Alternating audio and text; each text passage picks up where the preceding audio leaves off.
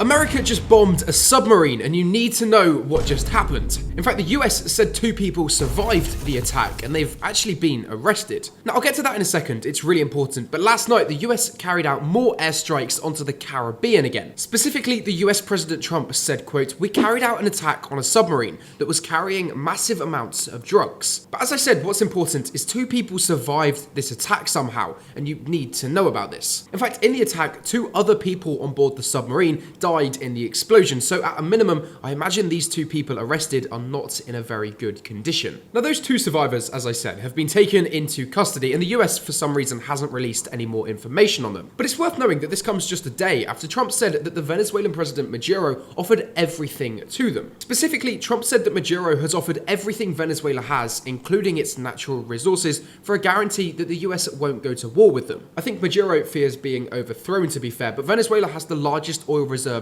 on the planet, so this is quite an interesting offer. It also shows that Maduro is definitely getting quite worried and probably quite desperate because, well, a war with the US just wouldn't end very well. But as usual, you can leave me a follow for some more global news like this.